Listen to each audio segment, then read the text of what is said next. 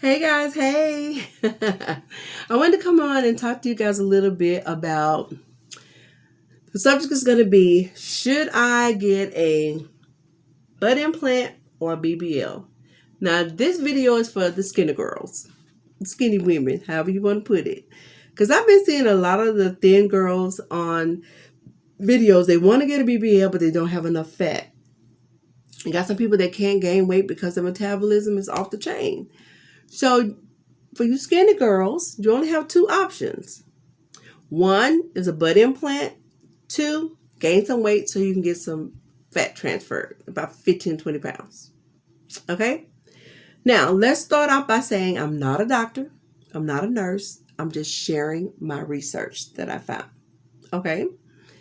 Um, I want to go over some statistics that I found. The ASPS, the American Society for Plastic Surgeons, they issued a statistic for 2020. 28,000 BBLs were performed last year, y'all. 28,000.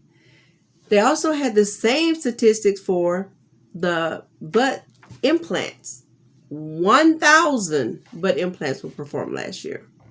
Now, my question to you is, why is there such a drastic difference in the two statistics?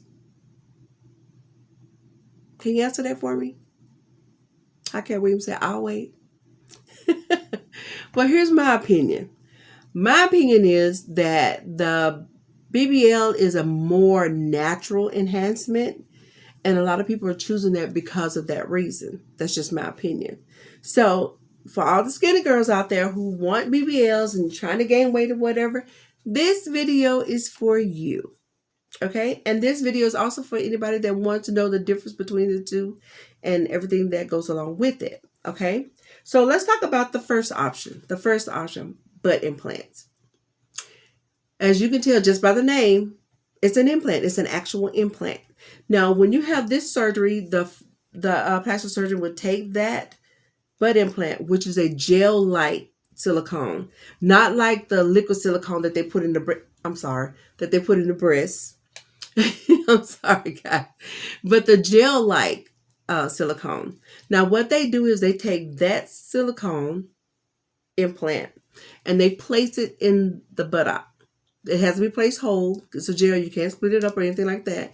So what they do is they make an incision in the crease of the buttocks and insert it. And when I say a crease, that means the butt crack, the crack of the ass. And they insert the implant. Okay, they do that so that the scar is hidden and it's hard for you to find it. Now, here's the thing about a butt implant, y'all. A butt implant can drop, it can wrinkle, it can fold, it can do all those things. And it'll only last 10 years and then you got to have a revision. Okay? Me, if I have a surgery and I heal, I ain't ready to go and do this all over again. But that's the way they got it. It lasts 10 years. That's it. Now, there are some risks. And with any surgery, anesthesia is a risk. Okay? But with this particular surgery, you can have excessive bleeding. You can have nerve damage. You can have pressure on your sciatic nerve. You can have DVT, which is deep vein thrombosis. I mean, there are just several things that could go wrong. But again, if you're a thin girl and your metabolism is super high and you can't gain any weight, this is your only option. Basically, it's your only option. Now, option 2. That's the good old BBL. That's what I'm trying to get, y'all. Fat transfer is just a basic Brazilian butt lift. And that's done in like 2 stages. First, you got to have enough fat for the doctor to actually extract so that he can insert. Now, here's the thing. Once you go in the doctor's office and they mark you all up and everything, they're taking fat from a selected area. Okay? So they take that fat out. Once they take it out, they purify it and then they insert it into the area that they want it to go in.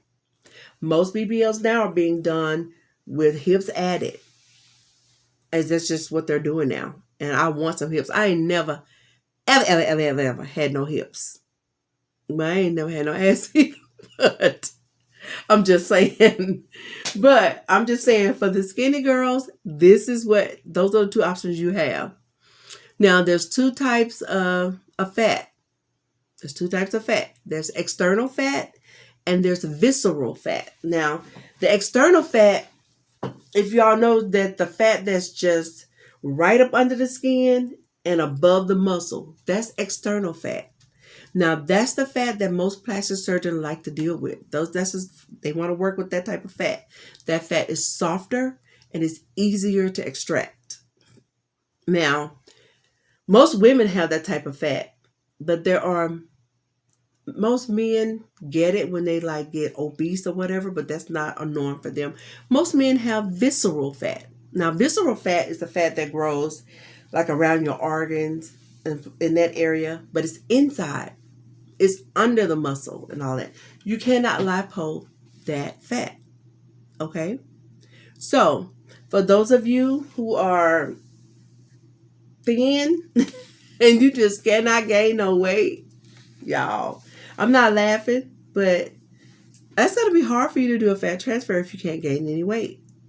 Most doctors would take away from the flanks, the arms, right here, the inner thighs.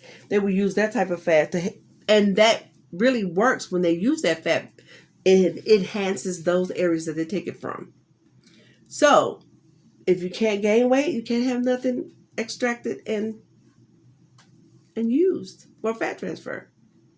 So you just got to be mindful that sometimes you're just not going to be a good candidate for a BBL. You may be a good candidate for the implant if everything goes well. So what you have to do before you can do either one of those surgeries is go for a consultation. Once you get to your consultation appointment and the doctor does everything he or she needs to do, they will decide which treatment is best for you. They will also decide if neither of these are best for you. So I don't know what to say other than, hey, you got to gain some weight if you can. I've seen people on YouTube that are taking pills and all kinds of drinks and supplements to try to gain weight, and they just cannot gain weight. Then there's some people that have been they've done a good job and they've gained weight and had their surgery. But it all depends on your metabolism and all that good stuff. Now, I talked about BMI in one of my other videos, but I don't remember telling you what it meant. Okay, BMI is let me get it right. BMI means the body mass index. Now, in order to calculate your body mass index, you have to take your weight divided by your height and then you square it. But your weight has to be in kilograms and your height has to be in meters. So for 1 pound, I think it's 2.2 kilograms.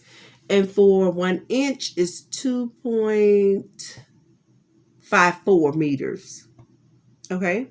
Now, you got a BMI scale. Anywhere from 20 to 25 is a healthy BMI. I'm sorry, guys. My eyes are burning. And a 25 to 30 is a overweight BMI. And 30 and over is an obese BMI. Your surgeon determines which BMI they want you to be at in order for them to do your surgery on you. Now, with Dr. Yealy, I have to be a 34 or under. I cannot be over 34. Y'all, I haven't had any problems with anything. Not my BMI, not my hemo, none of that. It's just my A1C. This A1C has had me cancel my surgery like 3 times. I have rescheduled for May 27th of 2021. I'm having my surgery. I am. I'm having my damn surgery.